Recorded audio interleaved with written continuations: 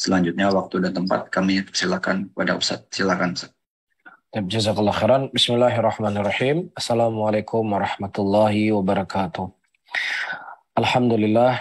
Alhamdulillah hamdan katsira tayyiban mubarakan fih.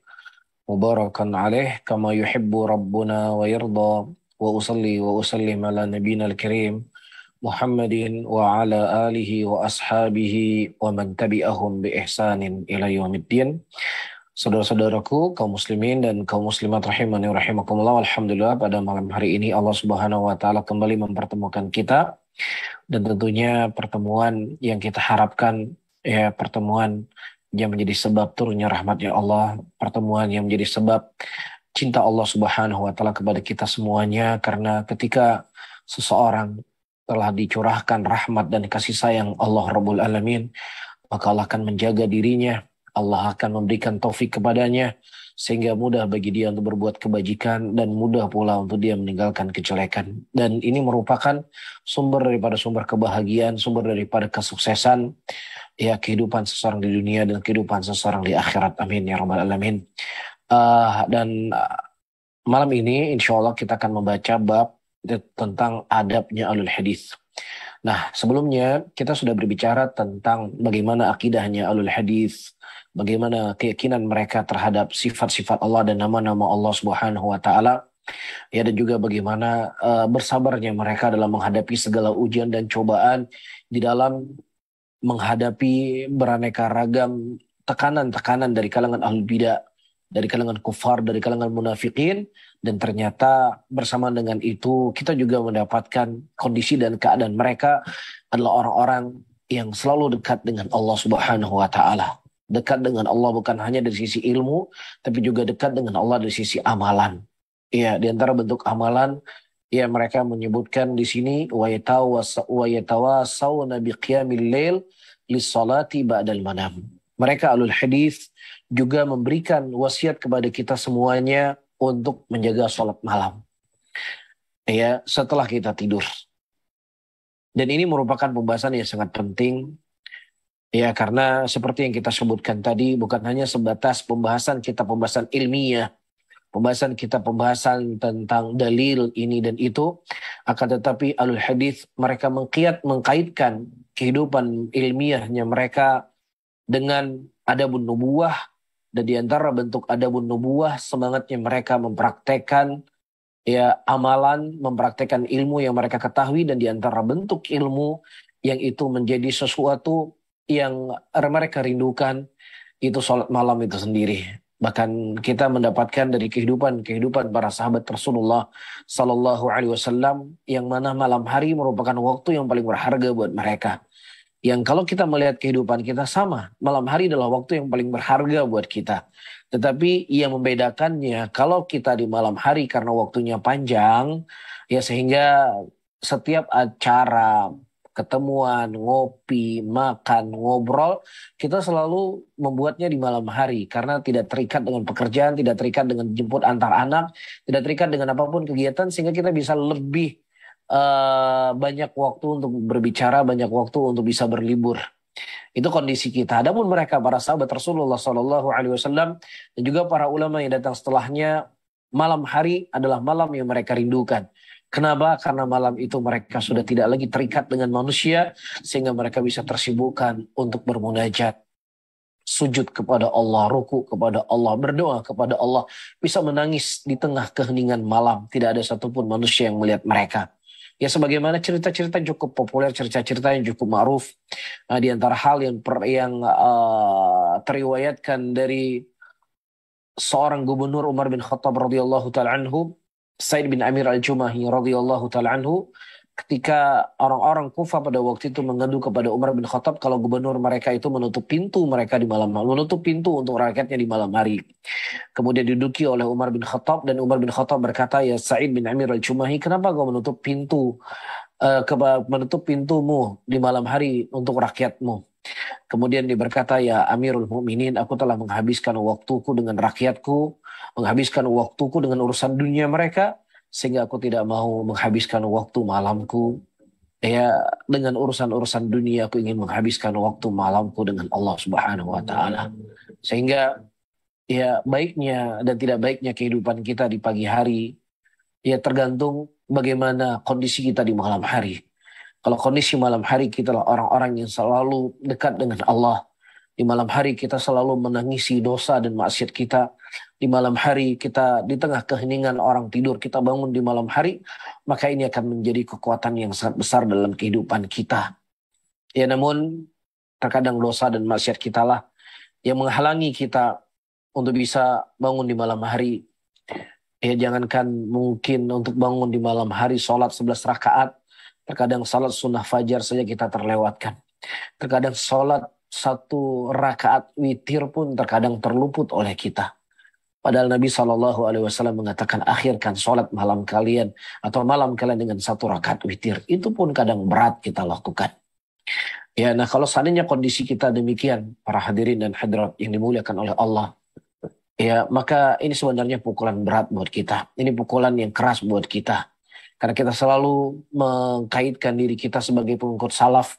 Kita selalu mengaku kita sebagai pengikut para sahabat Rasulullah SAW. Dan ternyata kita dapatkan kehidupan mereka tidak hanya sebatas ya keyakinan bahwasanya Allah di langit. Bukan hanya keyakinan tidak mentakwil daripada sifat-sifat Allah. Tetapi nampak dari kehidupan mereka dengan sholat malam yang mereka lakukan. Oleh karena itu Syekh As-Sabuni rahimahullah di dalam bab pertama dalam adab alul hadis yang pertama beliau nukilkan adalah sholat malam itu sendiri. Baik. Kemudian kata beliau wabisilatil arham, dan juga daripada adab yang perlu untuk kita ketahui adalah menyambung tali silaturahmi, wa ifsya'is salam, menyebarkan salam, wa it'amut ta'am, dan memberikan makanan kepada orang yang membutuhkan. Bahkan Nabi kita SAW ketika beliau berhijrah dari Mekah menuju Madinah, sebagaimana diceritakan oleh Abdullah bin Salam, seorang pendeta Yahudi yang kemudian beliau masuk Islam, beliau berkata, sesungguhnya kalimat yang pertama aku ucapkan dari mulut Nabi SAW, wahai manusia, ya sebarkanlah salam, sambunglah tali silaturahmi, dan berikanlah makanan kepada orang yang membutuhkan, dan sholatlah kamu di malam hari ketika manusia tertidur, maka engkau akan masuk ke dalam surga dalam keadaan selamat. Masya Allah. Terkadang hal-hal yang seperti ini tidaklah menjadi sesuatu yang penting dalam hidup kita. Terlebih ya mindset yang terbangun dalam pandangan kita, ini bukan masalah usul, ini bukan masalah pondasi dalam agama, ini bukan masalah akidah. Ya, masalah akidah itu adalah A dan B dan C. Adapun masalah furu. Ya, seorang muslim, seorang yang mengaku cinta kepada Nabi SAW, dia tidak melihat sebuah agama itu usul atau furu sebagaimana istilah yang disebutkan oleh manusia. Dia tidak melihat agama itu wajib atau sunnah, tetapi dia melihat apakah itu hal yang dicintai oleh Nabi. Apakah hal itu dihasung oleh Nabi? Apakah hal itu merupakan sunnah Rasulullah? Kalau seandainya itu merupakan sunnah Rasulullah SAW, maka orang-orang yang mereka mengaku cinta kepada Rasulullah, dia akan berusaha untuk mempraktekkan itu dalam kehidupan mereka. Ya, dan Nabi SAW bukan hanya satu hadis yang saya sebutkan tadi. Beraneka ragam banyak hadis-hadis yang datang dari Nabi SAW akan pentingnya kita menyebarkan salam. Bahkan Nabi SAW mengatakan la yadkhul jannah hatta tu'minu wa la tu'minu hatta tahabbu. Tidaklah kalian masuk dalam surga sampai kalian beriman, dan tidaklah kalian dikatakan orang-orang yang beriman sampai kalian mencintai. Dan maukah aku tunjukkan kepada kalian yang apabila kalian melakukannya, kalian saling mencintai satu dengan yang lainnya. Kemudian kata Rasulullah SAW, sebarkan salam di antara kalian. Subhanallah. Amalan yang ringan, amalan yang mudah, tapi itu petanda ada keimanan dalam hati seseorang. Ya berarti ketika dia enggan untuk menyebarkan salam, bahkan terkadang hanya salam kepada orang yang dia kenal, salam kepada orang yang sefrekuensi dengan pengajiannya, ya kemudian orang yang lainnya dia tinggalkan salam, maka ini bukan adab dari adabnya Rasulullah SAW. Maka Nabi SAW mengatakan, taqra'us salam ala man arafta wa man lam ta'rif. Sebarkan salam kepada orang yang kamu kenal dan kepada orang yang kamu tidak kenal. Tapi sedikit sini faedah dari sisi bab fikih. Kita ketahui bahwasannya hadis Nabi SAW, sebarkan salam kepada orang yang kamu kenal dan kepada orang yang kamu tidak kenal. Nah, sementara kita ketahui datang hadis dari Nabi SAW, jangan engkau memulai salam kepada orang kafir. Taib. Nah, bagaimana menjamak di antara satu hadis untuk kita menyebarkan salam kepada orang yang kita kenal dan kepada orang yang tidak kita kenal, sementara dalam hadis yang lain Rasulullah Shallallahu Alaihi Wasallam mengatakan, ya, jangan kau memulai salam kepada orang kafir. Maka di sini para ulama mengatakan, kalau seandainya kita berada di negeri muslimin, ya, yang mayoritas di dalamnya adalah umat Islam, maka secara hukum asal kita menyebarkan salam kepada siapapun. Kecuali setelah kita mengetahui bahwasanya dia orang kafir, maka kita tidak boleh memberikan salam kepadanya. Tapi kalau seandainya kita berada di negeri yang mayoritasnya adalah kufar, ya, maka hukum asalnya kita tidak menyampaikan salam kepada siapapun. Ya, kecuali setelah kita mengetahui kalau dia adalah sebagai seorang muslim. Jadi kebalikan dari asal yang saya sebutkan tadi. Maka terkadang ada sebagian orang-orang yang mereka hanya semangat untuk beribadah, semangat untuk beramal, tapi tidak semangat untuk berilmu. Ya, bahkan mereka menyampaikan cerita bagaimana perjuangan mereka dalam berdakwah. Mereka pergi berdakwah ke negeri-negeri kafir. Kemudian di jalan mereka mengucapkan Assalamualaikum, Assalamualaikum, Assalamualaikum. Nah, ketika ada yang menjawab Waalaikumsalam, maka itu adalah saudara dia semua seiman. Kemudian dipeluk orang tersebut. Subhanallah. Ini cerita, ya seakan-akan cerita ini adalah sebuah luar biasa, ya perjuangan yang luar biasa. Tapi ini adalah kebodohan. Ya, jauhnya seseorang dari ilmu. Ya, dan terkadang itu membuat dia merasa inilah perjuangan besar buat saya. Saya berdiri di lampu merah di sebuah negara yang mayoritasnya orang kafir. Ya, saya memberikan salam. Kemudian setelah saya dapatkan ada yang menjawab salam, ternyata di situ saudara saya. Dia sambil menangis kadang menceritakan. Ini sesuatu hal yang salah. Karena ketika kita berada di negeri orang kafir, maka hukum asalnya kita tidak memberikan salam kecuali setelah kita mengetahui bahwasanya dia yang ada di hadapan kita adalah seorang muslim. Tip ini menunjukkan kepada kita pentingnya ilmu dalam kehidupan kita. Nah, wallahu a'lam bishawab, teman-teman semuanya, para hadirin dan hadirat, di sini sudah iqamah. Ya, saya break sebentar, insya Allah kita lanjut setelah kami salat isya. Barakallahu fikum wa jazakumullahu khairan.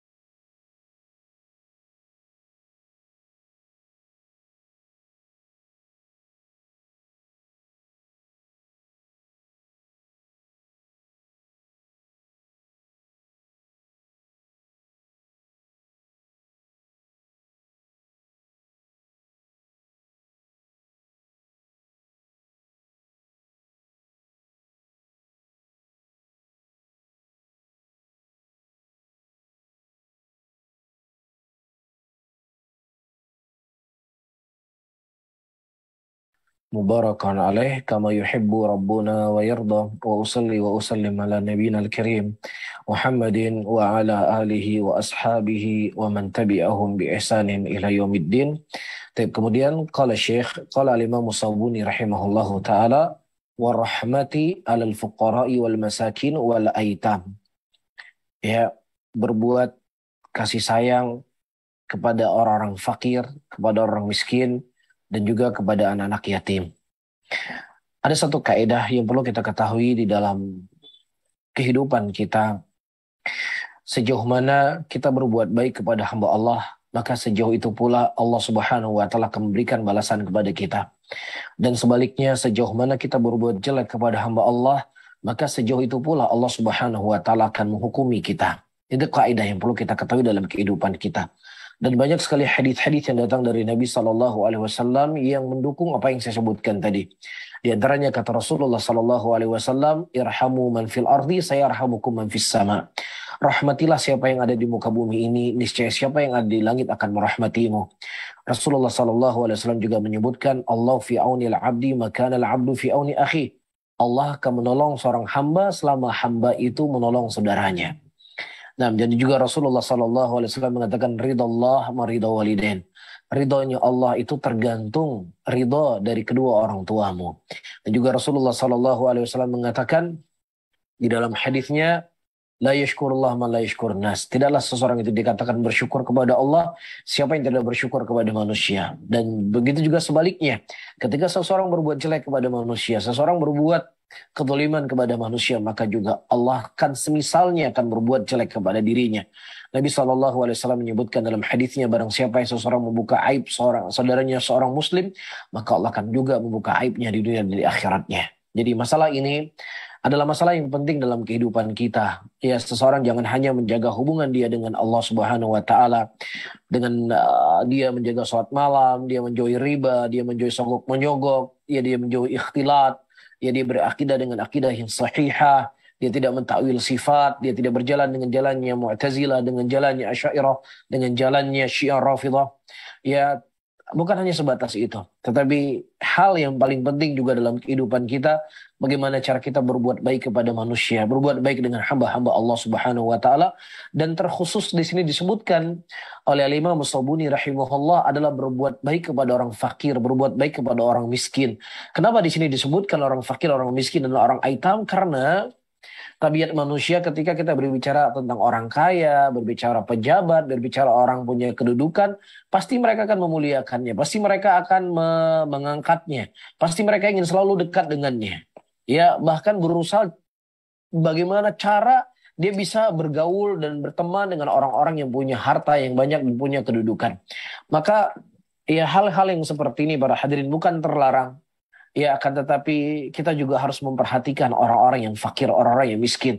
Karena kaidah dalam agama kita, semakin seseorang itu lemah, maka semakin besar ya hak yang harus kita berikan kepada mereka. Ya, bahkan Nabi SAW bukankah menyebutkan seseorang hanya sekedar mengusap kepala anak yatim, ya dia akan mendapatkan kebaikan. Hanya mengusap kepala anak yatim. Dan itu tidak didapatkan kalau seandainya dia mengusap kepala anak yang sudah punya orang tua. Yang punya bapak dan punya ibu, yang punya bapaknya, beda kondisinya. Ya, jadi semakin seseorang itu lemah, maka semakin besar hak yang harus kita tunaikan kepada mereka. Makanya Abu Bakar As-Siddiq radhiyallahu taala anhu ketika beliau menjadi seorang khalifah, di antara hal yang beliau sampaikan di awal khutbah beliau menjadi khalifah, beliau berkata, sesungguhnya orang yang lemah di antara kalian adalah orang yang paling kuat di mataku. Sehingga ya aku tidak menzalimi mereka dan tidak sewenang-wenang dengan haknya mereka. Dan orang yang kuat di antara kalian, kata Abu Bakar As-Siddiq radhiyallahu taala anhu, adalah orang yang paling lemah di mataku. Sehingga tidaklah dengan kesalahan yang mereka yang kalian lakukan, kemudian aku tidak menghukumi kalian karena kalian adalah orang yang kuat di mata masyarakat. Tidak, kalian menjadi orang yang paling lemah di mataku. Subhanallah. Demikianlah indahnya Islam. Dan terkhusus kepada orang fakir, para hadirin dan hadirat yang dimuliakan oleh Allah, Nabi SAW pernah memberikan wasiat kepada Abu Dzar Al-Ghifari radhiyallahu taala anhu. Ya, sebagaimana kata Abu Dzar Al-Ghifari, amarani khalili sallallahu alaihi wasallam bi sab'in. Nabi SAW pernah memberikan kepadaku wasiat, memerintahkan aku dengan 7 perkara. Di antara 7 perkara yang diperintahkan oleh Nabi SAW, kata Abu Dzar Al-Ghifari, amarani bihubbil masakin waddanu minhum. Ya, Nabi SAW memerintahkan aku untuk mencintai orang-orang miskin dan mendekat dengan mereka. Subhanallah. Ya, karena ketika dia orang kaya, dia orang punya kedudukan, seseorang merasa bangga. Dia punya channel, dia punya teman, dia punya sahabat, semuanya dari kalangan orang-orang atas. Ya, itu bukanlah sebuah kemuliaan sebenarnya. Tapi kemuliaan di dalam agama kita, sebagaimana hadis yang saya sebutkan tadi, perintah yang Rasulullah perintahkan kepada Abu Dzar Al-Ghifari, mendekat dengan orang yang miskin. Karena seseorang ketika mendekat dengan orang miskin, nggak ada hal yang dia inginkan dari orang miskin tadi. Tidak menaik strata sosialnya dia, tidak ada urusan dunia yang bisa dia dapatkan, ya kecuali mungkin akan merepotkan dia. Ya, ketika dia berjalan dengan orang miskin tadi, mungkin bajunya tidak bermerek, bajunya hanya sekedar baju yang menutupi badannya, tidak ada sesuatu yang membuat seseorang itu membanggakan dirinya. Tapi berbeda ketika dia bergaul, berkawan, bersahabat, berjalan dengan orang-orang yang punya harta, dari topinya, dari bajunya, dari celananya, dari sepatunya, dari jamnya, semuanya barang-barang mahal. Terkadang itu membuat seseorang itu bangga, saya punya teman orang seperti ini.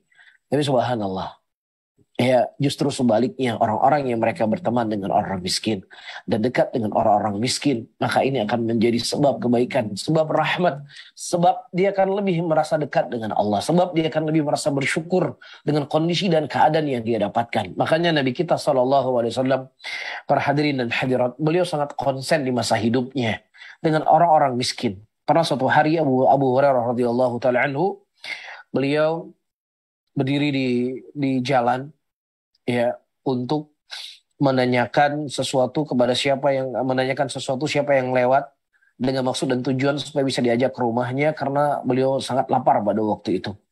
Lewat Abu Bakar Siddiq, lewat Umar bin Khattab, dan Abu Hurairah bertanya kepada kedua orang ini dengan sebuah soal yang dengan maksud dan tujuan supaya diajak makan. Ternyata keduanya tidak mengajak Abu Hurairah radhiyallahu taala anhu makan. Kemudian ketika lewat Nabi Muhammad SAW, Rasulullah SAW itu sadar kalau Abu Hurairah radhiyallahu taala anhu itu butuh makanan. Kemudian Nabi SAW mengajak Abu Hurairah radhiyallahu taala anhu ke rumahnya. Abu Hurairah dulu bukan siapa-siapa dari sisi keduniaan.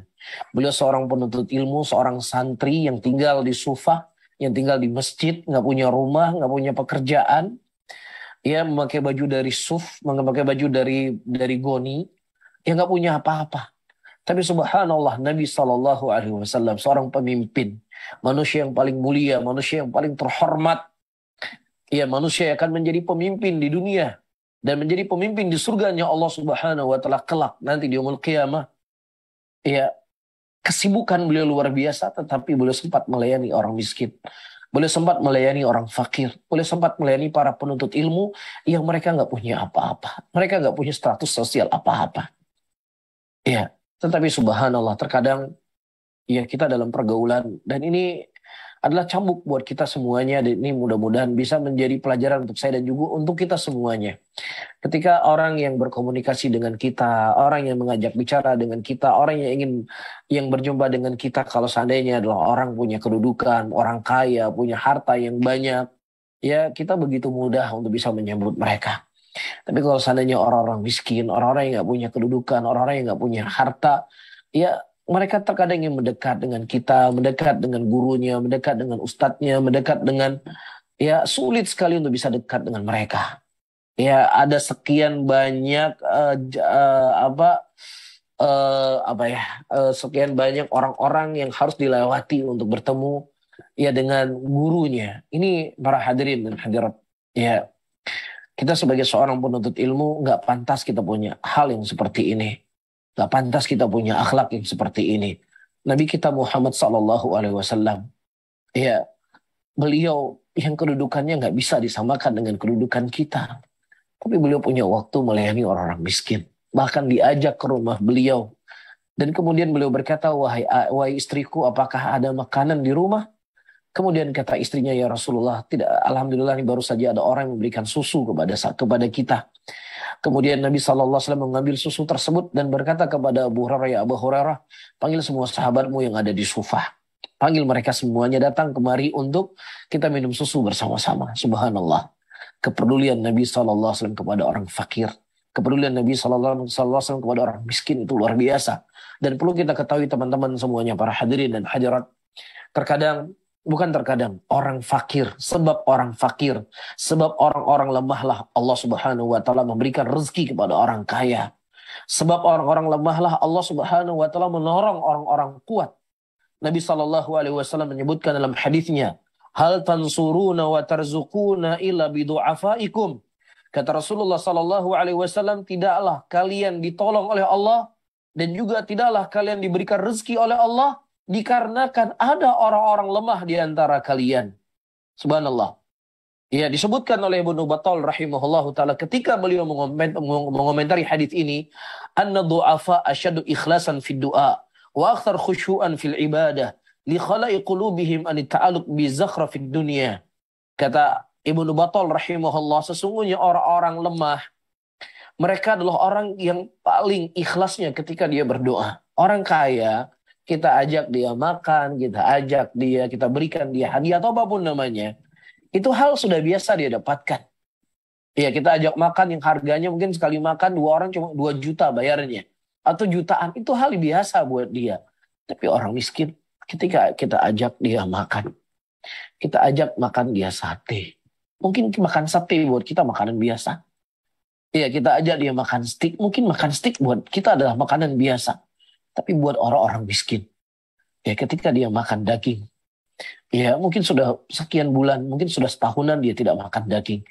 Ya dia hanya makan daging di hari raya Idul Adha. Ketika dia makan daging, begitu senang hatinya, begitu lapang dadanya. Kemudian doanya juga begitu tulus, ya Allah, baik sekali orang ini kepada saya, ya Allah.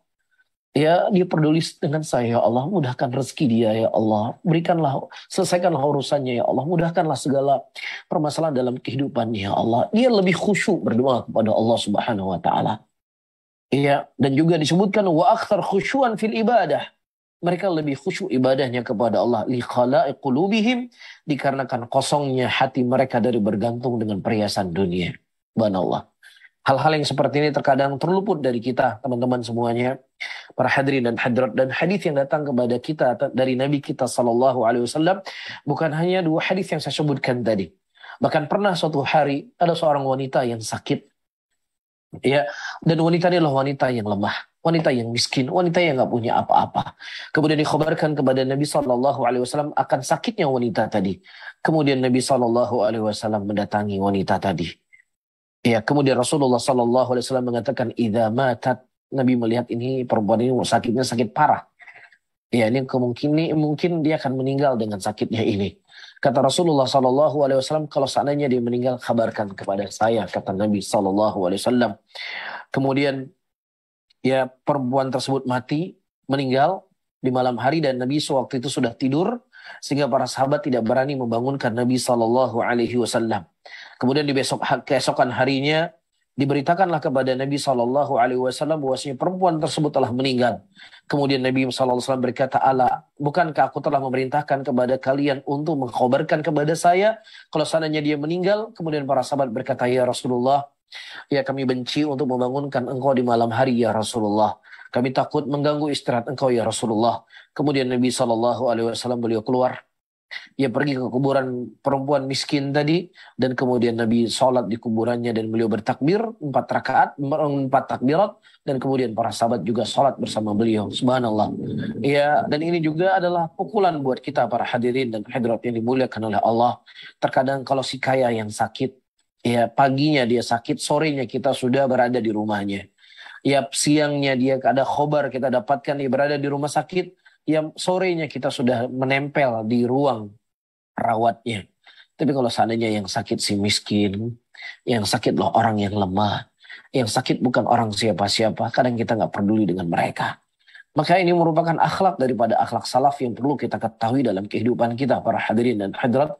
Karena salaf seperti yang kita sebutkan tadi bukan hanya sebatas ya kuatnya kita dengan akidah, bukan hanya sebatas kita tidak mentakwil sifat-sifat Allah, tetapi daripada jalannya para salaf adalah mencintai orang miskin, mencintai orang fakir, yang mencintai anak-anak yatim dan dekat dengan mereka dan bergaul dengan mereka. Dan juga selanjutnya kata Syekh rahimahullahu taala, wal ihtimami bi umuril muslimin, dan kita peduli dengan kondisi saudara-saudara kita muslimin. Ya, di mana saja saudara kita muslimin yang mereka hari ini mendapatkan kesulitan dalam kehidupannya.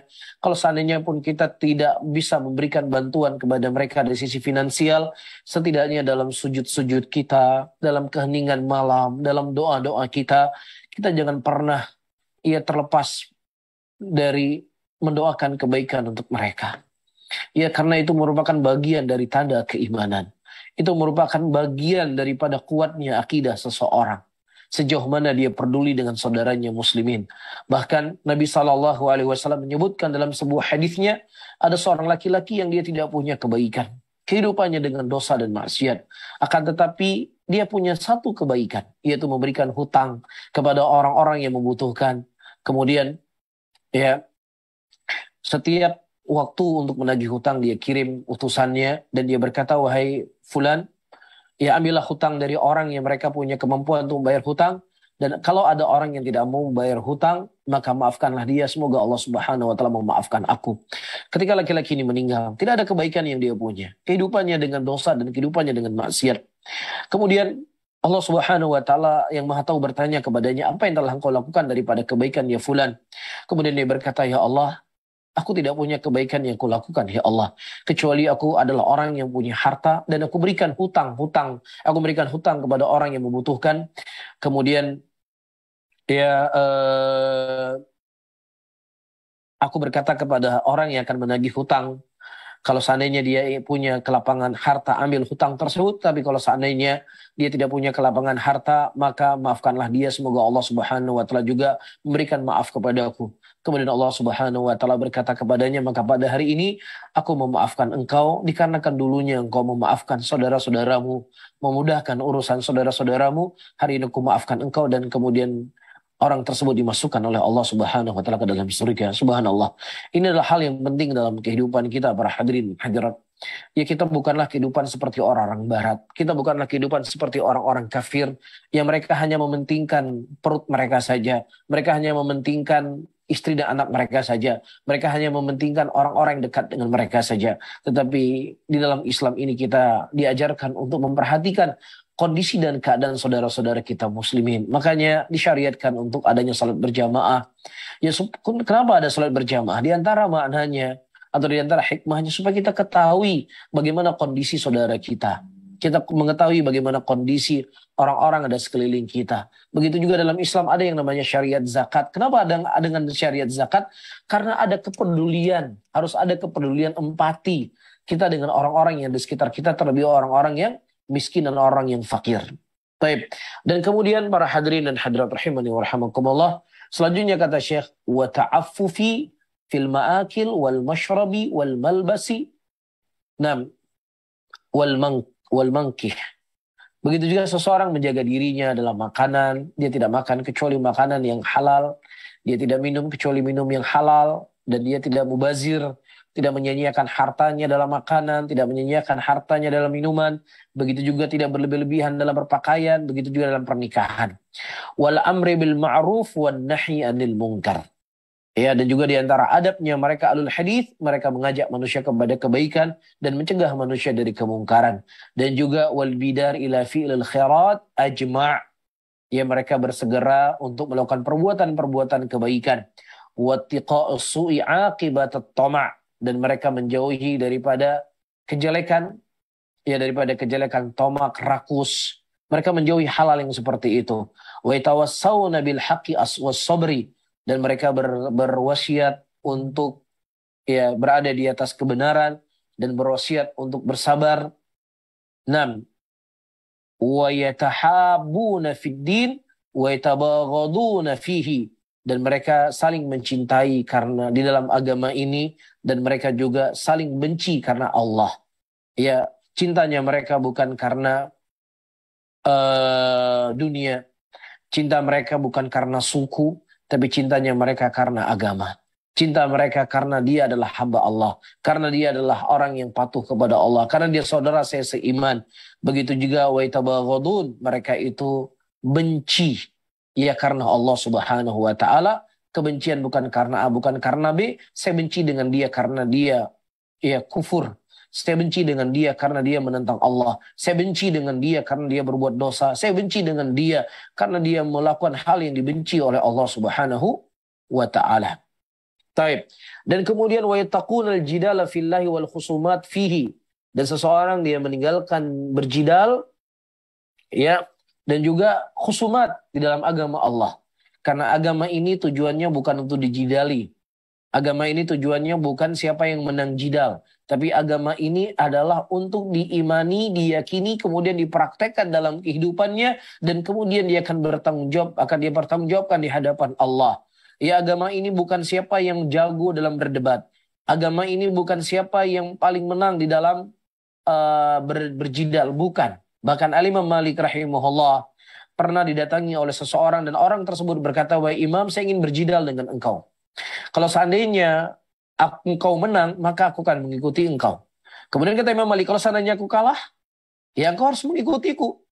Tapi kalau seandainya kita berdua berjidal dengan orang lain, dan kemudian kita berdua dikalahkan oleh orang lain tersebut, apa yang harus kita lakukan? Ya sudah, kita ikut agama mereka. Kemudian kata Imam Malik rahimahullah, "Pergilah engkau bersama orang-orang yang ragu. Ya seperti engkau, adapun aku berada di atas keyakinan agamaku." Ya, ini menunjukkan kepada kita teman-teman semuanya, akidah yang kita pelajari, usul agama yang kita pelajari, tujuannya adalah apa? Tujuannya adalah untuk kita yakini, kemudian kita imani, kemudian kita amalkan, dan kemudian itu kita pertanggungjawabkan di hadapan Allah Subhanahu wa taala, bukan untuk dijidali. Kecuali di sana orang-orang yang memang kita harapkan ada kebaikan yang kita inginkan darinya, atau ada maslahat untuk kita berjidal. Telah dilakukan jidal Ibrahim dengan Namrud, jidalnya Abdullah ibn Abbas dengan orang Khawarij, ya jidalnya Imam Muhammad dengan Ibnu Abi Duat, dan yang semisalnya. Bisa difahami ya? Nah, tetapi itu tidaklah menjadi dendenan seorang Ahlussunnah. Itu tidak menjadi ciri khas seorang penuntut ilmu. Ya, setiap kondisi, setiap keadaan, jidal aja kerjanya. Apalagi masyayikh yang ada di Facebook. Syuyukhul Islam yang ada di Facebook. Masya Allah. Ya, berjidal. Apa saja permasalahan dijidali. Apa saja masalah yang lagi viral. Ya, selalu mereka berdebat dengan masalah tersebut. Seorang penuntut ilmu tidaklah demikian. Ya, karena bisa saja sesuatu yang kau yakini itu sebagai kebenaran hari ini. Tapi ketika engkau suka berjidal, engkau suka menjadikan ini sebagai bagian dari agamamu, ya kita khawatirkan suatu saat dia akan berbalik arah. Dan banyak kisah-kisah yang terjadi, orang-orang yang tadinya benci dengan liberal, orang-orang yang tadinya menjidali, mendebati, menulis tentang kufurnya liberal, tapi subhanallah, ya ketika itu menjadi dendenannya dia, akhirnya na'udzubillah mati dalam kondisi hal yang dia ingkari sebelumnya. Dia mengkafirkan jidal, dia mengingkari pemikiran liberal, kemudian dia mati dalam keadaan liberalannya. Na'udzubillah. Ya, maka hal ini yang seperti ini harus diketahui. Wa yattaqun, untuk mereka takut menjauhi jidal. Ya, wa yujanibuna ahlal bid'ai wadh-dhalalati. Dan juga daripada adabnya, Masya Allah ya, disebutkan ini dalam bab adab. Apa itu? Wa yujanibuna ahlal bid'ah. Mereka menjauhi ahlul bid'ah dan menjauhi orang-orang yang menyeru kepada kesesatan. Iya, bahkan datang orang-orang kepada Ayyub As-Sikhtiyani rahimahullah. Iya, mereka ingin membaca Al-Quran di hadapan Ayyub As-Sikhtiyani. Kemudian Ayyub As-Sikhtiyani, "Aku tidak ingin mendengarkan Al-Quran darimu, walaupun setengah ayat aku tidak ingin mendengar darimu." Kenapa? Karena Ayyub As-Sikhtiyani sadar, ya hati manusia itu sangat lemah. Sementara syubhat itu terkadang akan mengakar, walaupun tidak terkena hari ini, tetapi terkadang itu akan nempel dalam hati seseorang dan kemudian akan menjadi efek yang tidak baik dalam kehidupannya. Dan ini semuanya dilakukan oleh para ulama salaf, bukan menganggap mereka itu suci, tapi mereka melakukan itu semuanya sebab kehati-hatian mereka dan kekhawatiran mereka jangan sampai mereka terjatuh ke dalam kebid'ahan. Nah, kalau seandainya mereka telah memiliki ilmu yang sangat banyak dan takwa yang sempurna, mereka khawatir dengan kebid'ahan, khawatir dengan kesesatan, dan khawatir yang mendekati ahlul bidah, maka tentunya kita yang ilmunya masih minim, ilmunya yang masih sedikit, harus lebih kita menjaga telinga kita, lebih menjaga hati kita, dan lebih menjaga ya diri kita, jangan sampai kemudian kita terseret dengan kebidaan-kebidaan tersebut. Bahkan disebutkan di sini oleh Al-Imam Sabuni, wa yu'aduna ashabal ahwa wal jahalat, dan mereka itu bermusuhan dengan sahibul hawa dan orang-orang jahil. Wa yaqtaduna bis salafis salihin min aimatid wa ulama'il muslimin wa yatamassakuna bima kanu bihi mutamassikin min ad-dinil matin wal haqqil mubin. Dan mereka wa yaqtadun, mereka mengikuti daripada jalannya para salaf, daripada aimmatuddin dan ulama muslimin, dan mereka berpegang teguh dari apa yang dulunya para ulama salaf berpegang teguh di atas agama yang kokoh dan kebenaran yang nyata. Wa yubghiduna ahlal bid'ah alladzina ahdatsu fid din ma laysa minhu, dan kemudian mereka membenci ahlul bidah yang mereka telah berbuat perkara-perkara yang baru dalam agama ini yang itu bukan bagian dari agama. Wala yuhibbunahum, dan mereka tidak mencintai ahlul bidah. Wala yusahibunahum, dan mereka tidak berteman dengan ahlul bidah. 6. Kemudian disebutkan di sini wala yasma'una kalamahum, dan mereka tidak mendengar ucapannya ahlul bidah. Bahkan sekali Abdullah ibnu Abbas radhiyallahu taala anhu berkata, la tujalis ashabal ahwa, jangan engkau duduk-duduk dengan ahlul ahwa, karena dengan engkau duduk-duduk dengan mereka akan membuat hati kamu sakit. Ya, nah kalau hari ini kita nggak perlu duduk para hadirin dan hadirat yang dimuliakan oleh Allah. Ya, akan banyak sekali tontonan-tontonan yang ditontonkan kepada kita oleh YouTuber yang punya follower puluhan juta manusia. Yang viewer videonya itu ditonton oleh jutaan manusia, dikomentari oleh puluhan ribu manusia. Terkadang ini akan membuat seseorang itu penasaran, apa sih yang dibicarakan? Ya, ini pasti alul batil, ini pasti alul ahwa. Ya, dia mendengar tujuannya untuk membantah, tujuannya adalah untuk mengingkari apa yang dia sampaikan. Naudzubillah, terkadang ini di awal para hadirin dan hadirat kemudian syubhat itu lengket di hatinya, dan kemudian naudzubillah, ya, dia tidak punya jawaban apa yang tertanam dalam kolbunya tadi. Akhirnya naudzubillah dia terjerumus ke dalam kesesatan tadi. Ya, maka seseorang itu jangan kepo dari hal-hal yang gak perlu dia kepoin. Jangan fudul dari hal-hal yang gak perlu kita fudulkan. Yang harus kita fudulkan, yang harus kita kepokan, ini hukumnya apa ya? Saya harus tahu ini, karena ini adalah hal yang harus saya ibadahi. Ini hal yang harus saya praktekkan. Ini hal yang harus saya amalkan. Ya, jangan suka kepo dengan ahlul bidah, dengan ahlul ahwa, orang yang menyebarkan kesesatan, yang mereka memiliki follower yang sangat banyak di YouTube-nya. Minimal itu akan membuat kita sakit hati. Minimal. Kalaupun kita nggak terkena dengan syubhatnya dia, setidaknya akan dongkol hati kita mendengar ucapan-ucapan batil mereka. Mencela Al-Quran, mencela sunnah. Walaupun dibungkus dengan kalimat-kalimat yang indah.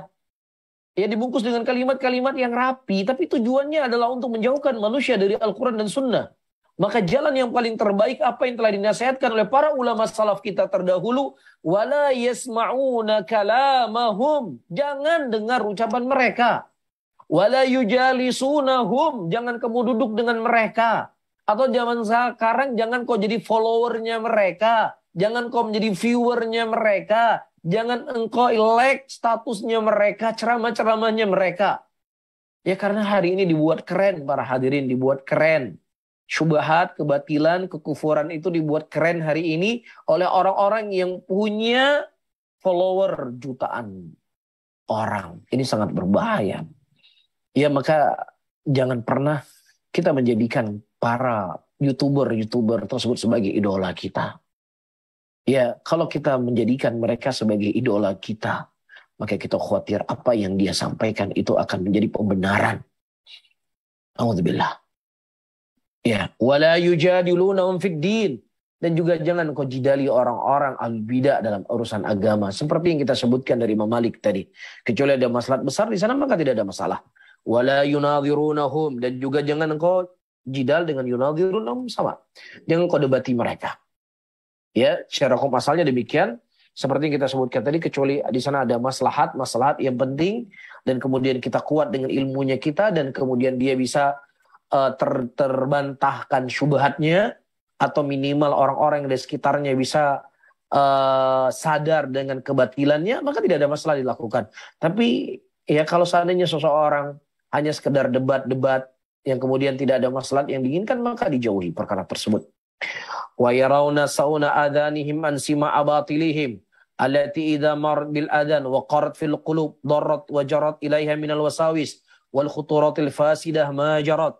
Dan mereka memandang ahlul hadis memandang untuk menjaga telinga-telinga mereka dari mendengar kebatilan-kebatilan mereka, yang apabila kebatilan tersebut sudah lewat di telinga kita, maka dia akan qarrat fil qulub, maka dia akan duduk dalam hati kita, dia akan tinggal dalam hati kita, sehingga darrat wa jarrat ilaiha, sehingga itu akan memberikan mudarat dan kemudian akan terngiang ya dalam hati kita dari wasawis, dari khuturat al-fasidah, ya dari was-wasnya mereka, dari ucapan-ucapan batil mereka yang dibungkus dengan kebenaran yang kita sebutkan tadi. Jangan main-main para hadirin.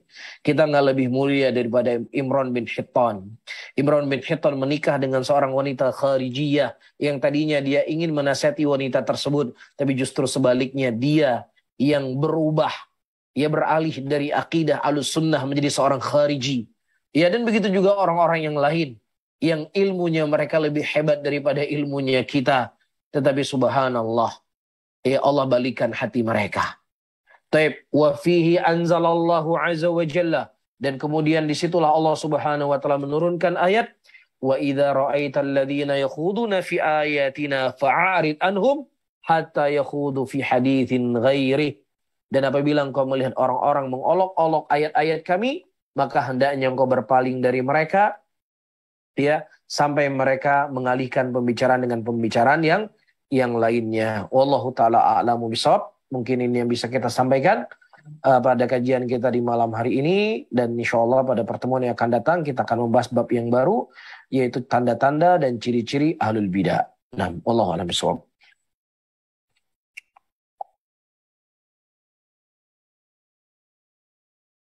Barakallahu fikum jami'an jamaah untuk mengaji. Kemudian jazakumullah khairan kepada Ustadz yang telah memberikan ilmunya kepada kita. Semoga bisa kita pahami dengan baik dan bisa bermanfaat untuk kita semuanya.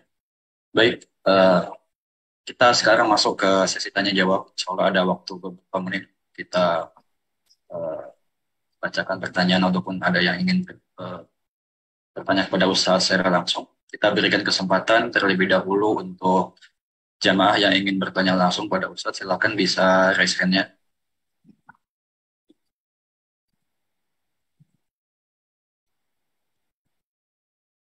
Kami juga masih menunggu untuk jamaah yang ingin mungkin memberikan pertanyaannya secara privat, bisa dikirimkan kepada kami via chat, untuk nanti selanjutnya insya Allah akan kami bacakan kepada Ustadz.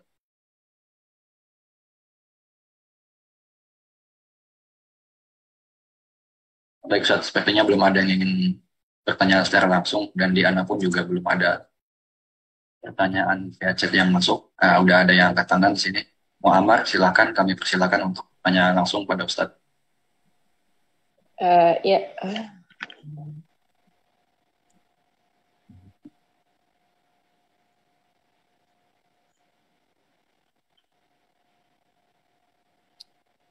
Omar, silakan.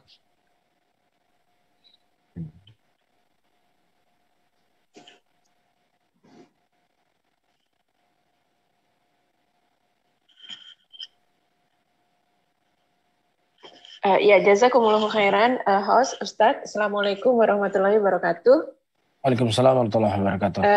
Mohon penjelasannya Ustadz, ini ada 2 pertanyaan. Yang pertama adalah, Assalamualaikum warahmatullahi wabarakatuh. Waalaikumsalam. Ustadz, bagaimana menggugah hati kita untuk lebih berempati terhadap fakir miskin? Karena terkadang kita punya sesuatu dan untuk kita juga itu cukup pas-pasan, tetapi kalau melihat yang di bawah, mereka sebenarnya lebih butuh dari kita. Mana yang harus kita dahulukan? Artinya, maksudnya bisa kita memberi, tapi kita agak khawatir tentang hari ini dan masa depan untuk besok, untuk keluarga. Mungkin yang kedua nanti Ustadz. Jazakumullahu khair. Baik, para hadirin dan hadirat rahimani wa rahimakumullah. Yang pertama, kesucian hati, kesucian jiwa. Ketika hati kita bersih, ketika hati kita, jiwa kita suci, maka tentunya kita akan lebih mudah untuk menjalankan syariat Allah. Di antara bentuk syariat Allah adalah seperti yang telah kita bahas tadi, adalah berkasih sayang dengan saudara-saudara kita mukminin, berkasih sayang dengan saudara-saudara kita muslimin, dan terkhusus dengan orang-orang yang fakir dan orang lemah di antara mereka. Ini yang pertama. Dan yang kedua, para sahabat Rasulullah SAW adalah suri toladan yang paling terbaik setelah Nabi Muhammad SAW untuk kita semuanya. Ya, Allah Subhanahu wa taala menceritakan kondisi mereka, wa yu'thiruna ala anfusihim walau kana bihim khassasah. Mereka itu terkadang lebih mementingkan saudara mereka walaupun mereka itu butuh. Mereka butuh. Ya, di antara asbabun nuzul turunnya ayat ini, pada waktu itu ada tamu datang, kemudian Rasulullah SAW berkata, siapa di antara kalian yang mau menjamu tamu ini? Kemudian seorang sahabat berkata, saya ya Rasulullah. Kemudian dia pulang ke rumahnya dan kemudian dia tidak mendapatkan makanan kecuali hanya cukup untuk diri dan keluarganya saja. Ya, nah kemudian ada tamunya Rasulullah SAW harus dimuliakan, harus dijaga. Akhirnya dia berpesan kepada istrinya, wah istriku, ya nanti kalau seandainya tamu kita sudah mulai makan, maka matikanlah penerang. Ya supaya tamu kita tidak tahu kalau kita belum makan. Subhanallah. Dan kemudian turun ayat wa yu'thiruna ala anfusihim walau kana bihim khassasah. Mereka itu lebih mementingkan saudaranya dalam keadaan mereka juga butuh dengan sesuatu tersebut. Dan ini tentunya para hadirin dan hadirat bukanlah untuk dengannya kita akan mencelakakan istri kita, mencelakakan anak kita, tapi ini sesuatu momen dalam kondisi-kondisi tertentu. Ya salah juga ketika seseorang dia memberikan semua hartanya, dia bersedekah semuanya, kemudian anaknya hidup dalam keadaan terlantar, hidupnya dalam keadaan tidak punya apapun. Ini juga salah. Ya, tetapi para hadirin dan hadirat di sini batasannya kita harus punya empati dengan saudara-saudara kita. Kita harus punya rasa tegang rasa dengan mereka. Tapi bersama dengan itu kita jangan pernah mendolimi saudara, dengan mendolimi orang yang menjadi kewajiban kita untuk nafkahi mereka. Ya, kita sebenarnya kita punya penghasilan. Ini saya punya bekal 1 bulan. Ini kalau kasih sama dia, maka bekal saya akan kurang 2 hari. Berarti bekal saya akan cukup 28 hari. Maka ini salah. Ini salah. Ini kita ceritakan. Jadi para sahabat terkadang di malam itu dia nggak makan, dia berikan kepada orang lain. Karena dia berharap besok dia bisa bekerja lagi dan insya Allah dia bisa mendapatkan nafkah kembali. Ya, maka hal yang seperti ini para hadirin harus kita ketahui. Banyak sekali pahala-pahala. Kita harus membaca hadis-hadis tentang permasalahan ini agar empati itu akan tertanam semakin kuat dalam hati kita. Jadi kalau seandainya kita tidak tahu manfaatnya, tidak tahu fadilahnya, tidak tahu keuntungannya, maka kita akan malas. Bahkan kita akan menganggap itu bukan sebuah hal yang istimewa. Ya, maka di sini butuh untuk kita terus menuntut ilmu, terus kita untuk mempelajari ini, membaca hadis-hadis Nabi, ya, dan kemudian kita lihat kehidupan para sahabat Rasulullah SAW, maka ini juga diantara hal yang akan memberikan motivasi untuk kita lebih peduli dengan orang yang ada di sekitar kita. Wallahu a'lam bishawab. Ya Ustadz, jazakumullahu khairan atas jawabannya. Pertanyaan kedua Ustadz. Ustadz, Assalamualaikum warahmatullahi wabarakatuh. Mohon nasihatnya Ustadz. Saya tidak duduk bersama orang-orang yang suka melakukan bid'ah lagi. Saya juga sudah mulai bermajelis ilmu. Tetapi banyak sekali saya dengar, saya dikatakan Wahabi, saya dikatain soalim, ada juga yang mengatakan saya ikut-ikutan orang Khawarij, padahal saya sendiri nggak tahu apa itu Khawarij. Kalau orang yang mengatakan demikian kepada saya, bagaimana saya harus menyikapinya? Atau kalau dikatakan Wahabi, itu juga saya baru tahu sedikit karena ada kitab yang lagi saya pelajari, misalnya kitab Tauhid. Mohon nasihatnya Ustadz. Jazakumullahu khairan. Baik, para hadirin dan hadirat rahimani rahimakumullah, lakop yang dilakopi kepada orang yang mereka berusaha untuk berjalan di atas Islam yang benar, itu bukanlah sesuatu yang hanya terjadi di tahun 2022 ini, 2023, tetapi itu sudah terjadi dari zaman dahulu. Ya, Nabi kita SAW dan para sahabatnya pada waktu itu mereka dilakopi dengan sobba. Ya, walaupun bukan Wahabi lakopnya, tapi sobba. Begitu juga Imam Ahmad rahimahullah, bukan hanya dilakopi dengan lakop yang jelek, tetapi yang paling jelek di antara yang terjelek. Dilakopi Imam Ahmad itu kafir. Ya, maka ini butuh kesabaran dari kita semuanya. Ya, toh ejekan mereka Wahabi A, B, C, dan D tidak mengurangi sedikit pun kenikmatan dalam kehidupan kita. Kita masih bisa makan sehari 3 kali. Ya, kita masih bisa hidup dengan orang yang kita cintai. Kita masih bisa sholat 5 waktu. Ya, kita masih bisa beraktivitas sebagaimana aktivitas paling pun kalau diomongkan lewat ngomong depan kita. Kalau ketemu depan kita itu mereka bisa senyum-senyum. Tapi di belakang paling wah dia itu Wahabi, wah dia itu agak sesat, wah dia itu Khariji atau yang semisalnya. Ya, nah orang-orang di zaman dahulu yaitu mereka bukan hanya sekadar omongan tetapi langsung mereka berhadapan langsung dengan orang-orang yang membuat kezaliman kepada mereka. Sebagaimana hadis yang mungkin pernah kita singgung ketika Rasulullah SAW didatangi oleh para sahabatnya di awal-awal Islam, mereka berkata, "Ya Rasulullah, tidakkah engkau berdoa kepada Allah agar Allah menolong kita dan membela kita ya Rasulullah?" Kemudian kata Nabi SAW, "Perlu kalian ketahui bahwasanya orang-orang sebelum kalian ada di antara mereka yang dikorek lubang untuk mereka, kemudian dimasukkan dalam lubang, kemudian diambil gergaji, dan kemudian mereka dibelah dua kepalanya. Dan ada juga di antara mereka dicabik-cabik, ya dagingnya, dicabik-cabik dagingnya sampai tembus kepada tulangnya, tetapi tidak mengurangi sedikit pun ya keyakinan yang mereka anut." Maka kata Nabi SAW, "Walakinnakum tasta'jilun." Tetapi kalian terlalu terburu-buru, kata Nabi SAW, ya ketika ada masalah inginnya cepat selesai. Nah, apa yang kita dapatkan hari ini sebenarnya para hadirin, tidaklah ada apapun dibandingkan dengan apa yang mereka rasakan dalam mempertahankan agama ini. Ini satu hal yang perlu saya ketahui, yang perlu saya sampaikan.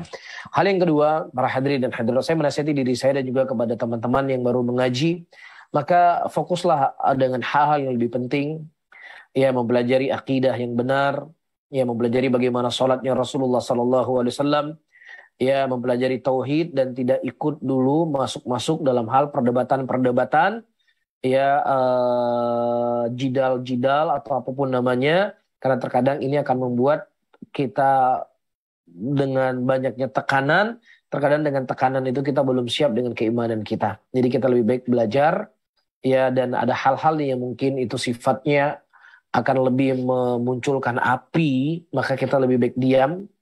Ya, terkadang ada ilmu itu yang itu di awal kita amalkan untuk diri kita sendiri dulu, ya mungkin setelahnya nanti dengan kita terus belajar, terus menuntut ilmu, dan kemudian iman kita sudah semakin kuat dan semakin kokoh, maka insya Allah yang mudah-mudahan dengan ilmu yang kita punya itu kita bisa terangkan sedikit demi sedikit dari apa yang apa yang tersebar di tengah-tengah masyarakat. Dan maksud saya di sini maksud saya bukan kepada orang yang bertanya saya arahkan, tapi kepada siapapun, ya, dan juga kepada saya sendiri, ya, di awal-awal kita belajar, maka kita lebih fokus pada hal-hal yang lebih penting untuk diri kita, bagaimana cara kita beribadah kepada Allah Subhanahu wa taala. Nah, wallahu a'lam bishawab.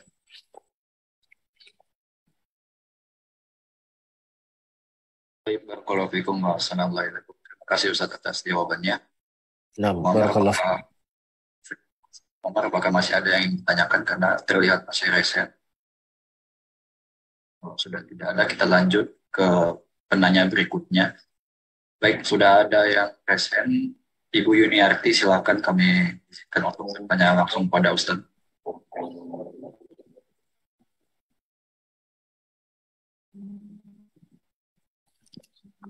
Bu Yuniarti, silakan Bu. Ya, Assalamualaikum warahmatullahi wabarakatuh, Ustaz. Waalaikumsalam warahmatullahi wabarakatuh. Nah, Ibu. Ya, saya izin bertanya, Pak Ustadz. Kalau kita harta kita banyak, nah itu memang terpakai, Pak Ustadz. terus kita berikan kepada orang yang tidak punya gitu Pak Ustadz.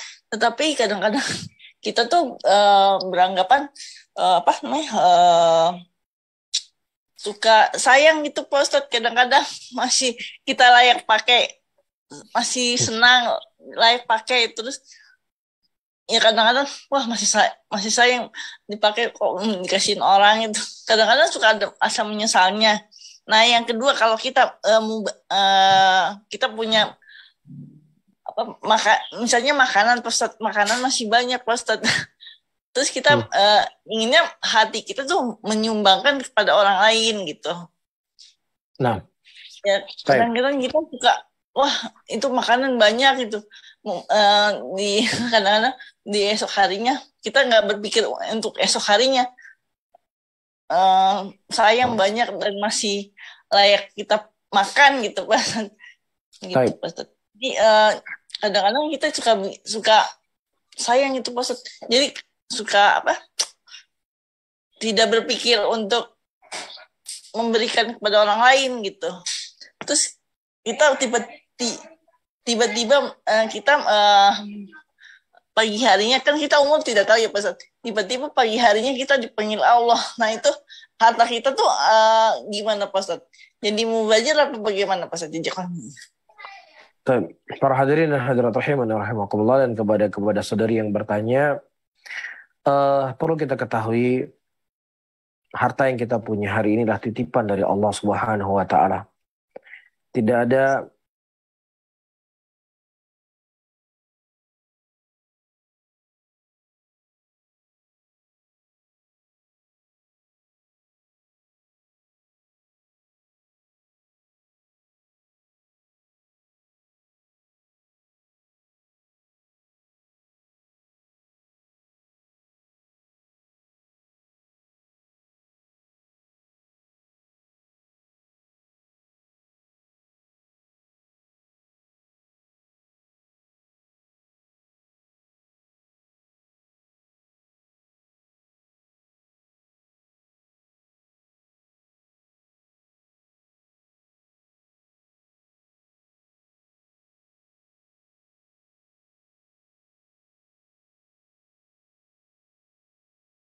Recording in progress. Sangat dia cintai, yaitu kebun kurma, dan ada sumur dalam kebun kurma tersebut. Kemudian dia mendatangi Nabi Muhammad sallallahu alaihi wasallam, ya Rasulullah, Allah telah menurunkan ayat lan tanalul birra hatta tunfiqu mimma tuhibbun. Engkau tidak akan mendapatkan kebaikan sampai kau menginfakkan harta yang kau cintai. Sehingga ya Rasulullah, aku khawatir dengan ayat ini sehingga aku menginfakkan harta yang paling ku cintai di jalan engkau ya Rasulullah. Subhanallah. Inilah bentuk daripada keimanan. Ini merupakan bentuk daripada keyakinan. Dan ini adalah hasil daripada akidah yang dipelajari oleh seseorang.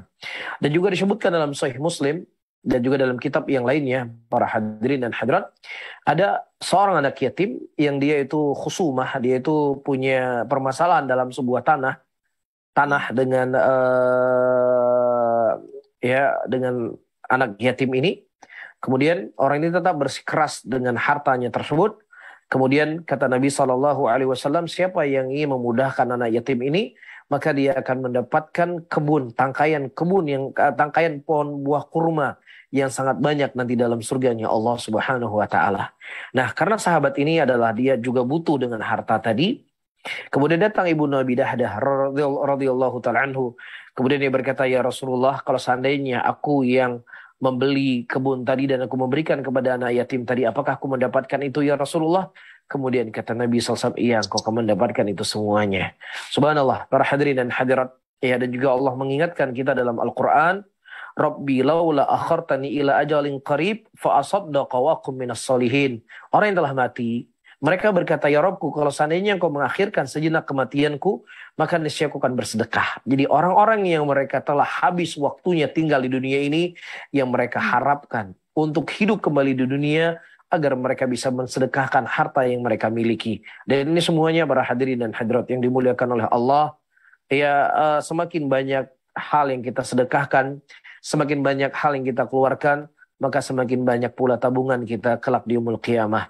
Karena orang yang bersedekah, orang-orang yang mengeluarkan hartanya di jalan Allah, hakikatnya dia sedang menabung ya kepada zat yang maha adil. Adapun harta yang kita punya hari ini itu belum tentu milik kita. Walaupun rekeningnya yang hanya tahu kita PIN ATM-nya, hanya kita yang bisa tanda tangan, yang itu tidak ada bisa orang lain mengambil, tapi ketahuilah itu bukan milik kita. Kalau seandainya banknya bangkrut, sudah hilang uang kita. Atau kalau seandainya kita mati, uang kita akan dijadikan rebutan oleh orang-orang yang mewarisi harta tersebut. Namun harta yang hakikat, harta yang kita miliki adalah apa yang kita berikan di jalan Allah Subhanahu wa taala. Dan justru Allah memudahkan rezeki seseorang, Allah memudahkan urusan seseorang dari apa yang dia punya, dia berikan kepada orang-orang miskin. Seperti yang kita sebutkan tadi. Wallahu a'lam bishawab. Itu Ustaz. Jazakallahu Ustaz atas jawabannya. Assalamualaikum warahmatullahi wabarakatuh. Waalaikumsalam warahmatullahi wabarakatuh. Baik, jazakallah khair wa barakallahu fikum. Terima kasih Ustaz atas jawabannya. Baik, selanjutnya ada Bapak Tarmizi yang sudah angkat tangan. Kami persilakan untuk Bapak Tarmizi bisa bertanya kepada Ustadz secara langsung. Baik, Assalamualaikum Pak Ustadz dan host. Waalaikumsalam warahmatullahi wabarakatuh. Jazakallahu khairan. Jadi saya pernah membaca satu artikel, kemudian saya catat ini terkait dengan dimulainya perayaan Maulid Nabi Muhammad SAW. Jadi ini di artikel tersebut diceritakan ada seorang raja yang bernama Al-Muzaffar mendapat hadiah buku Maulid Rasulullah yang dikarang oleh seorang syekh.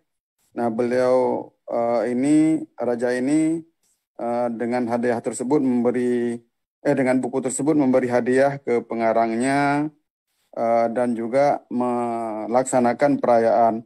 Namun kami memohon nasihat dari Pak Ustadz bagaimana bisa terjadi perayaan ini yang disponsori oleh Raja Muzaffar tersebut, apakah ini sesuai dengan syariat atau bagaimana, kami mohon nasihatnya. Barakallahu fikum. Baik, para hadirin dan hadirat rahimani rahimakumullah, di dalam kita beragama, kita sudah ada SOP yang baku, yang menjadi pegangan dan sandaran kita di dalam kita beribadah, sandaran kita dalam beramal. Datang orang kepada Abu Bakar Siddiq radhiyallahu, datang orang kepada Abdullah bin Abbas radhiyallahu taala anhu, menjumpai beliau dan bertanya kepada beliau sebuah permasalahan. Kemudian setelah beliau menjawab permasalahan yang ditanyakan tersebut, tiba-tiba orang tersebut berkata, tetapi Abu Bakar berkata demikian dan Umar berkata demikian. Kemudian Abdullah bin Abbas berkata, yushiku an tanzila alaikum hujaratu minas sama, aqulu qala Rasulullah sallallahu alaihi wasallam wa taqulu qala Abu Bakar wa Umar. Hampir-hampir batu-batu dari langit itu jatuh menghimpit kalian. Aku mengucapkan ucapan Nabi sallallahu alaihi wasallam sementara kalian mendatangkan kepadaku telah berkata Abu Bakar dan telah berkata Umar bin Khattab radhiyallahu taala anhu. Abu Bakar Siddiq, Umar bin Khattab adalah dua sahabat yang sudah dijamin masuk surga. Bahkan mereka adalah dua manusia yang paling mulia setelah para nabi dan para rasul. Tetapi ketika kedua ucapan tersebut bertentangan dengan Al-Quran dan bertentangan dengan sunnah Rasulullah SAW, maka kita tetap memuliakan Abu Bakar, tetap memuliakan Umar bin Khattab. Tetapi hadis Nabi SAW harus lebih kita utamakan. Kisah ini memberikan pelajaran kepada kita semuanya bahwasannya kita sudah punya pegangan.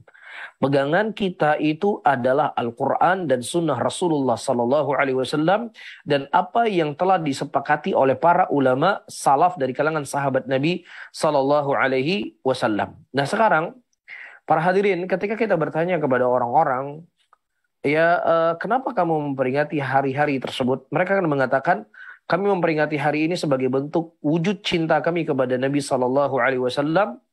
Nah kemudian kita bertanya, siapa manusia yang paling mencintai Nabi SAW? Tidak ada keraguan bahwasanya orang yang paling mencintai Nabi SAW adalah Abu Bakar, adalah para sahabat Rasulullah SAW.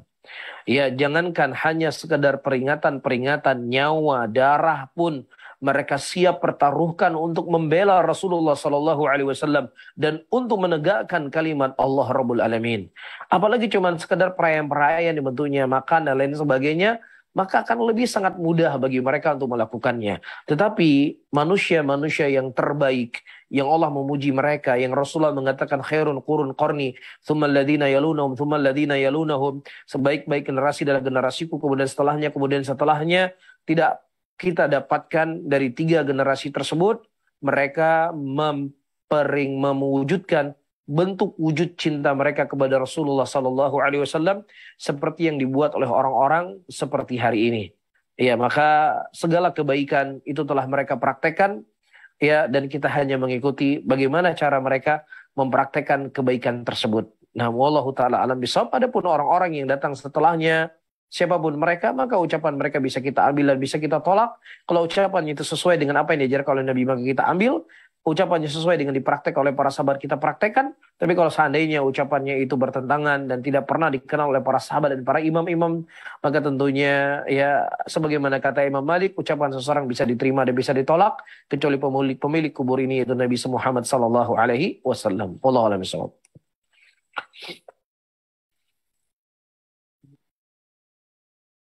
Baik, barakallahu fikum wa assalamualaikum. Terima kasih Ustaz atas jawabannya. Mungkin kita cukupkan sampai sini Ustaz. Karena waktu dan menit sudah habis. Barakallahu fikum Ustaz. Ana izin untuk penutupan. Baik jemaah sekalian, alhamdulillah kita telah menyimak apa yang telah disampaikan oleh Ustaz. Hafizahullah taala, dari ilmu-ilmu yang semoga bisa bermanfaat untuk kita dan semoga bisa kita amalkan dengan baik dalam kehidupan sehari-hari kita. Kita doakan Ustaz, semoga apa yang disampaikan oleh Ustaz kepada kita bisa menjadi amal pemberat di akhirat kelak.